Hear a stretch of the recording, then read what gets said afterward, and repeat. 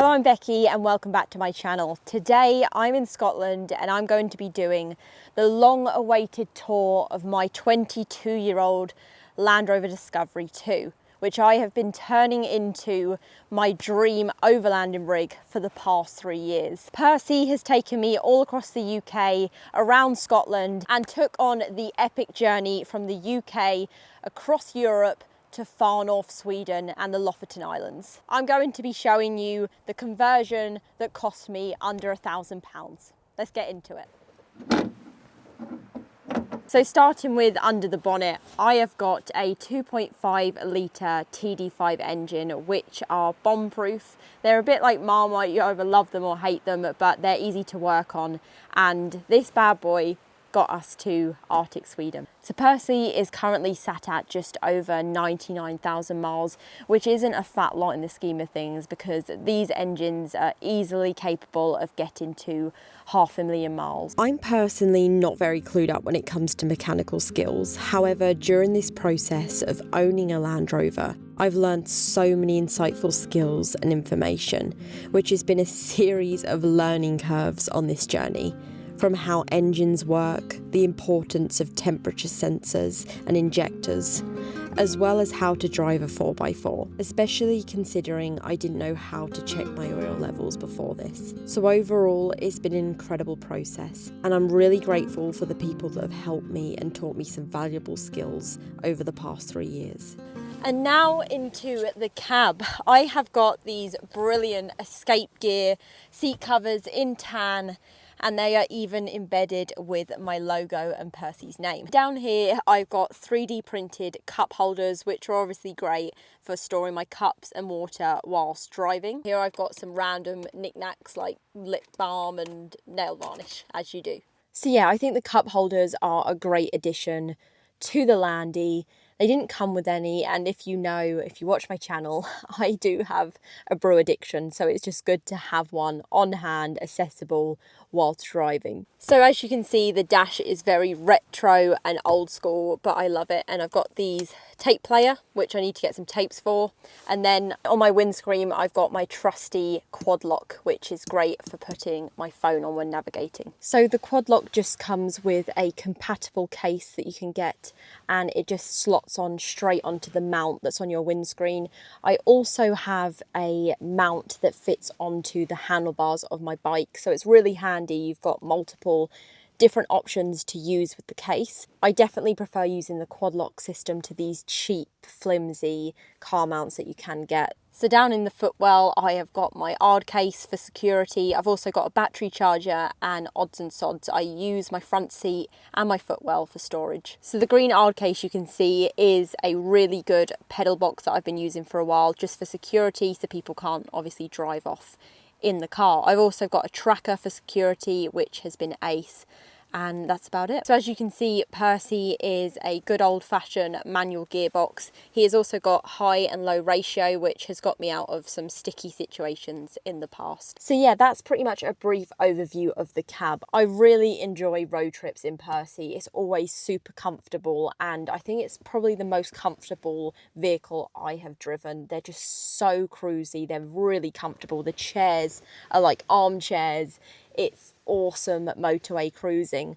I definitely prefer driving a Disco to a Defender. As we all know, Defenders are very agricultural and they're just quite a bumpy ride for long distances. Like I've said before, I have not tested the full capabilities of this vehicle. When I bought the Landy, my main priority was to build something that was comfortable to live in when going on long-term trips, a solution to when I come from a camp out, I come back to a comfortable space where I can reset and go back out again. So this is obviously an extreme 4x4 and I haven't yet tested it to its full capabilities just yet. So I've just spoke about the off-road capabilities, so let's go on to the tyres. So now for tyres, I chose to put BF Goodrich's all-terrain tyres on here.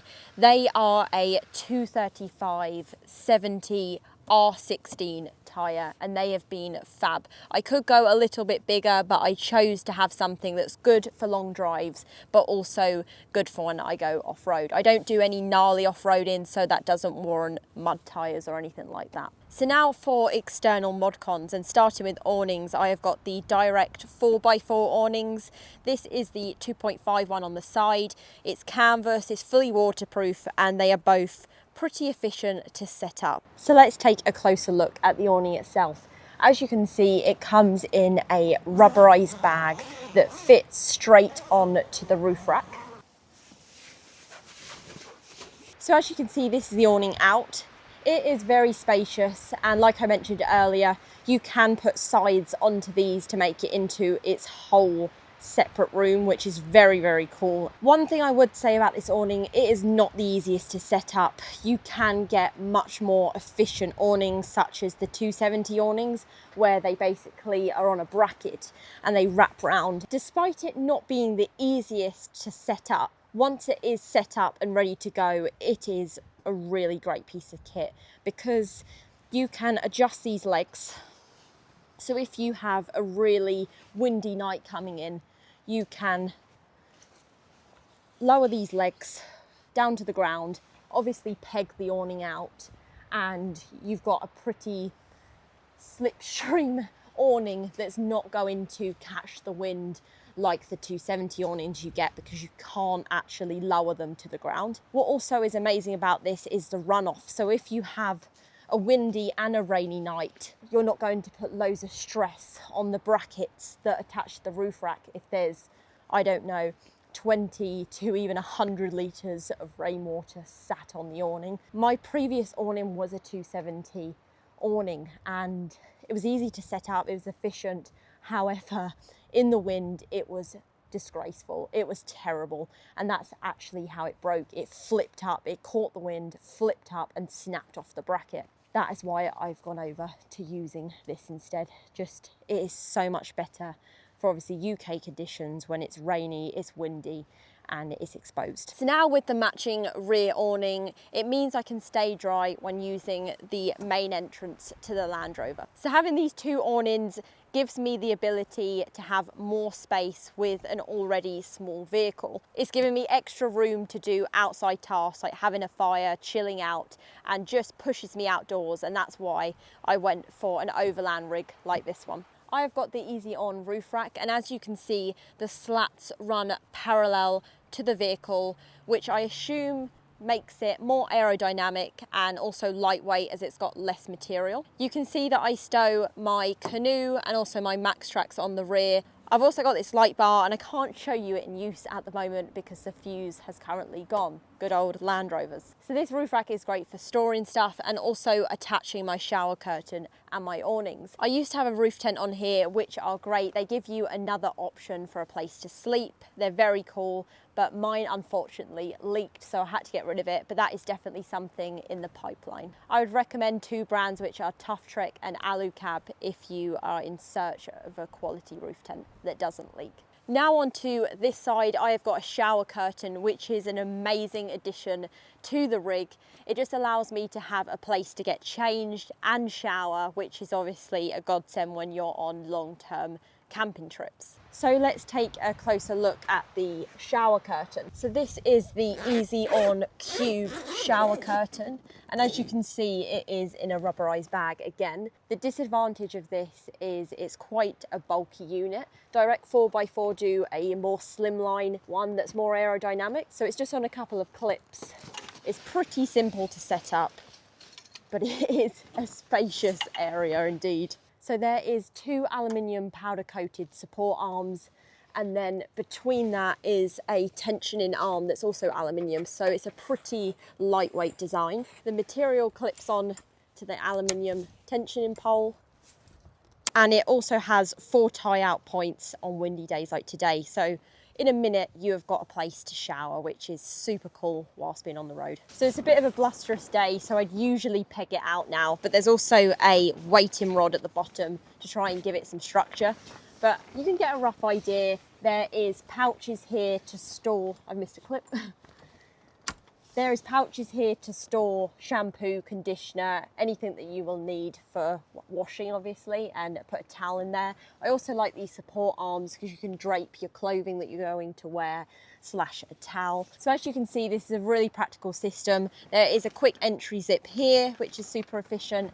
And then once I'm in here, I attach a 7-litre shower bag that I fill up with boiling hot water mixed with some cold, and I attach it to a rod that comes out that's also supplied with this system. So yeah, it's really efficient, and it just means you can have a lovely warm shower and be secluded. So now onto the rear of the vehicle, I have got a trasheroo attached to my rear wheel. The trasheroo is great for obviously trash, but also storing wood and other stuff that I don't want stored inside the vehicle. So taking a closer look at the trasheroo, you can see it's a bit worn out. He's a bit sad and he's got some tears. I have had it on the back of here for 3 years now, so it's just been sun bleached and the rain's got to it.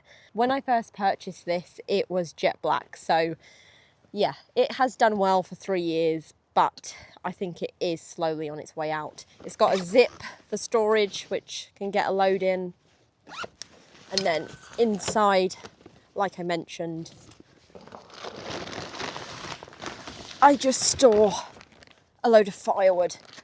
Definitely recommend getting one of these. They are awesome for carrying trash or anything that's going to stink out your living area. As well as the trasheroo, I have my bike rack and I've got my trusty Mason macro on the rear. I really enjoy travelling with my bike to keep fit and ride some awesome trails whilst on the road. It's great prep for all the bike packing trips I do and the 2 ultras I've completed in Kyrgyzstan and Morocco, and potentially some more on the horizon. I had a step fitted because I'm a short ass, and it just means that I can get inside a little easier.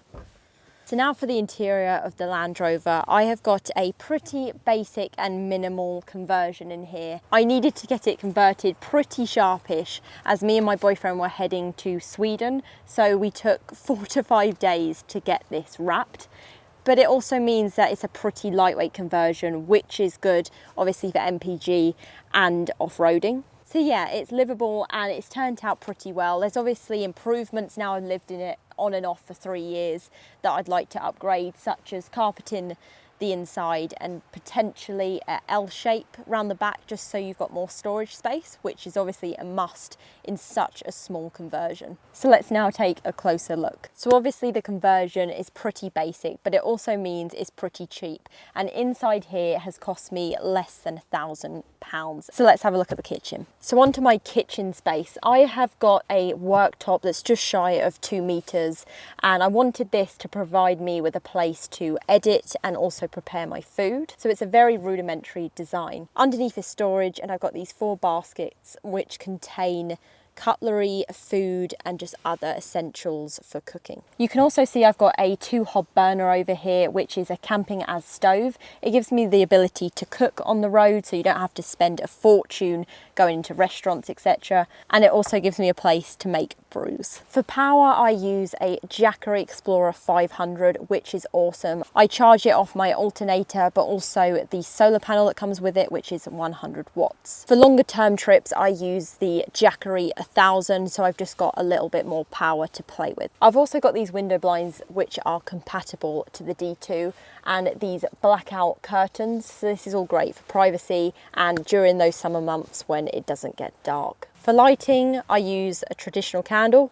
No, I use these fairy lights, which are great and they're low wattage, and I also have a lantern and also these magnetic lights, and I'll all list them in my description because they're great pieces of kit that don't take too much to charge. This is what's awesome about a small rig, you don't need much lighting. So for my bed space, I have got a 6-foot single piece of foam, and underneath I have got underbed storage, which is essential. I've got my clothing and these packing cubes, I've got cutlery and crockery and all spare parts here, like air filters, a shovel, and that sort of bits and bobs. Further along the bed, I have got my 120 amp hour lead acid battery that is attached to my diesel heater and runs that. So down the line, I would probably upgrade to a lithium battery instead.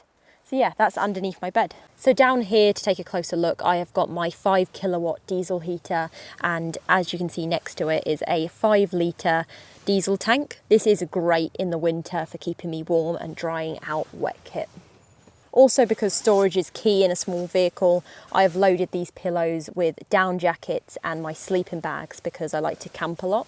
Slotted in here, I have got my water, and I have chose a Lifesaver 20 litre jerry can which has a built-in filter. So this means I can get my water from streams, lakes, rivers, and it keeps me on the road for longer. So down the back here, I have got my gas bottle, which obviously runs my stove, and I've got a cheap Buckalew cool box that is for my meat, my milk, dairy products, etc. Down the line, I'd love to get some sort of plug-in fridge. And for the floor, I have got a sheet of one-piece vinyl, which is great because I wear my boots a lot, and during those wet months it's good to have a rugged floor. So yeah, it's a really lovely place to chill, edit, sleep, and just be in here. It's been a great experience having this overland rig, and it's taken me to some amazing places all around the country and into Europe. There's so much more to explore and see and travel using this rig, and it's been a real amazing experience. So thank you so much for watching this video. I hope you enjoyed the tour of my Land Rover. If you're interested in my future adventures or trips away, then please follow along with the journey. Thanks again and take care.